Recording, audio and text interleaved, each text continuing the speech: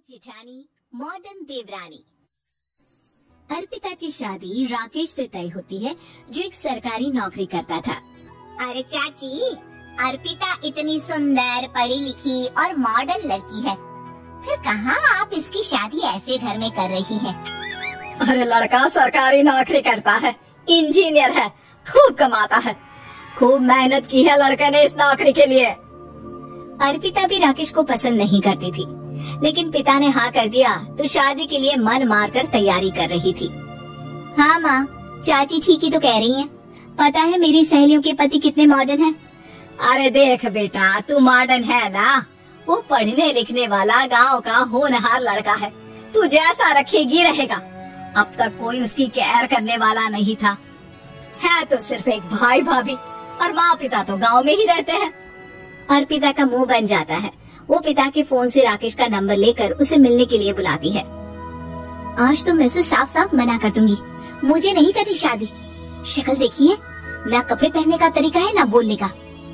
अर्पिता राकेश से मिलने जाती है। क्या हो गया? आपने मुझे अर्जेंट मिलने को बुलाया, सब ठीक तो है ना? हाँ सब ठीक है, पर मैं आपसे कुछ कहना चाहती हूँ। आप ना इस शादी से मना कर दें। राकेश की आंखें अर्पिता की इस बात से लाल हो जाती है। वो रोंधे गले से कहता है, लेकिन शादी की सारी तैयारियां हो गई हैं। मैंने आपके साथ एक अच्छे भविष्य का सपना भी देख लिया है। ऐसा मत करिए प्लीज। माँ पिता के अलावा मैंने किसी को दिल से अपना माना है तो वो आप ही है। देखिए, मुझे आपसे कोई समस्या नहीं है, लेकिन आप मेरे जैसे नहीं हैं। मैं मॉडर्न लड़की और आप। मैं आपसे वादा करता हूँ, जब तक आपके लायक नहीं बन जाता मैं कभी आपसे बीवी का हक नहीं मांगूंगा। अर्पिता राकेश का प्यार देखकर पिघल जाती है और शादी के लिए हाँ कर देती है। दोनों की शादी हो जाती है, लेकिन शादी के बाद राकेश की भाभी, जो कि पूरी देहाती थी। ए राकेश, उठ, जब पानी भर कर ला और तेरी बीवी को बोल के चूल्हा लगा दिया है, रोटी बना ले। क्या है ये सब? और तुम्हारी भाभी इस तरह चिल्ला क्यों रही है? अब क्या करूं, भाभी ही खाना बनाती है और मुझे पढ़ने के लिए इस घर में रखा, तो मैं घर का सारा काम कर देता हूँ। अब तुम आ गई हो, अपने तरीके से देख लो। ये मकान तो तुम्हारे पापा ने बनवाया था ना, शहर में, ताकि बेटा पढ़ाई कर सके। हाँ, पर भाभी ही पूरे घर में रहती है। ठीक है, देखो अब। अर्पिता बाहर जाती है। सूट पहनी अर्पिता को देखकर जेठानी का पारा हाई हो जाता है। शहर की हीरोइन, यहाँ ना चलेगा ये सब, समझी? साड़ी पहनो साड़ी।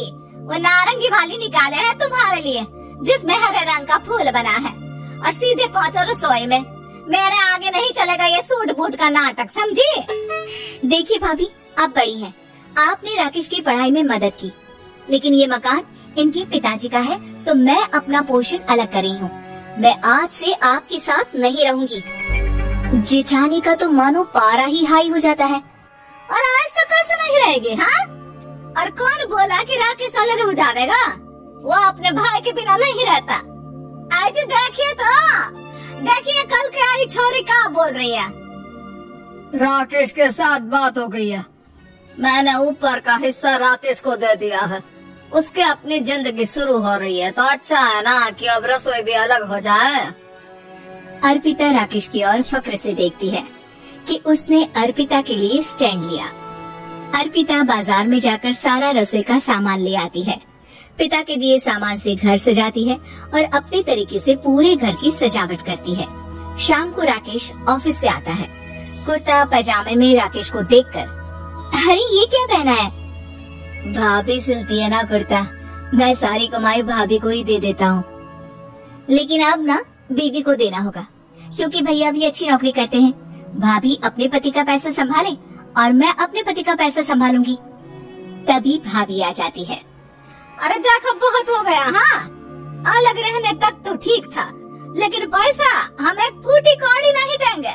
बचपन से तुम्हारे पति को हमने पाला है, उसका हिसाब दो। अच्छा, हिसाब चाहिए? कितना पढ़ी हैं आप जो आपको हिसाब चाहिए? बड़े भाई हैं उनकी, जिन्होंने उन्हें पढ़ाया लिखाया, वो हिसाब मांगेगी तो जरूर दे दूंगी भाभी। अरे देख, हाँ, अगर तूने पढ़ाई की है तो मैं भी अंगूठा छापना हूँ। अरे 5 की रात तक पूरी पढ़ाई की है, समझे? वैसे भी कल इन लोगों के माँ बाबूजी आ रहे हैं गाँव से, वही लोग ठिकाने लगाएंगे तुझे। अगले दिन सास ससुर आते हैं, दोनों बहुत ही सीधे लोग। अच्छा किया जो ऊपर के हिस्से में राकेश की गृहस्थी लगा दी। अब दोनों बेटे अपना अपना देख ले। छोटी बहू कहाँ है? अरे बहुत ही चालाक है माँ जी, ऐसी जबान चलाती है जैसे दर्जी कैंची चलाता है। वैसे बहू तुम भी कम नहीं थी। और सुनाओ। तभी छोटी बहू सास ससुर के पैर छूकर उन लोगों को चाय और नाश्ता देती है। माँ जी, आप थक गई होंगी, मैं खाना लगा देती हूँ, ऊपर आ जाइए चाय पीकर। अरे बस बस, यही रहेंगे वो, क्योंकि बड़ी बहू मैं हूँ। हमेशा से इनके माँ बाबूजी मेरे पास ही आए हैं। चलिए माँ जी, आप ना किचन में खाना बनाइए, मैं जरा बाजार होकर आती हूँ और फिर साथ में खाना खाता है। जेठानी बाजार निकल जाती है और सास ससुर बेचारे घर पर अकेले। फिर दोपहर को, माँ जी, मैंने आप सभी के लिए खाना बनाया है। माना मैं छोटी हूँ, लेकिन अच्छा लगेगा अगर आप लोग मेरे साथ रहें। वैसे भी यहाँ है कौन बेटा, चलो ऊपर राकेश के पास ही चलते हैं। सास ससुर दोपहर का खाना खाकर वही आराम करने लगते हैं कि जेठानी आ जाती है। अरे वाह, ये तो वही बात हुई ना, कल की आई को पूरा परिवार और हम अकेले के अकेले। भाभी देखिए, परिवार में प्यार से रहा जाता है, ना कि चालाकी से।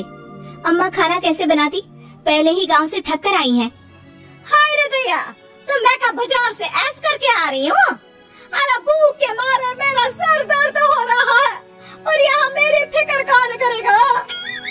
अरे तो किचन में खाना है, लगा देती हूँ मैं भाभी। बड़ी बैठकर खाना खाती है और शाम को जब राकेश घर आता है। अरे राकेश, तू तो पूरा हीरो लग रहा है इन कपड़ों में, ऐसे कपड़े पहले क्यों नहीं पहनता था? राकेश बीवी की तरफ देखता है और फिर कहता है, माँ पहले पहनाने वाली नहीं थी ना। हाँ हाँ, और हम जो हाथ से सिल सिल कर कुर्ता पहनाते थे उसका कहा? अरे तुम्हारे भैया तो आज भी पहन रहे हैं। तभी अर्पिता सास के लिए कपड़े और ससुर के लिए शर्ट पैंट ला कर देती है। उन लोगों को फ्रिज से ठंडा पानी और टीवी में फिल्म दिखाती है। अरे कब से इनको बोल रहे हैं कि फ्रिज वाले आओ, लेकिन ये है कि मानत ही ना है। बहू अब तो तुम ही समझाओ ससुर जी को। नहीं पापा, आप फ्रिज बंद कीजिए। अरे वाह छोटे, खुद फ्रिज का ऐसे का मजा ले, और इनकी माँ के पास फ्रिज भी ना हो। अरे देखा पिताजी, देखा माँ जी क्या बोल रही है। अरे उसकी पूरी बात तो सुन लो कि वो क्या बोल रही है। वो इसलिए क्योंकि अब माँ जी और पापा यही रहेंगे मेरे पास। घर को घर सिर्फ मॉडर्न या गांव की सोच नहीं, बल्कि संस्कार बनाते हैं भाभी, और संस्कार अच्छे हो तो सब सही हो जाता है।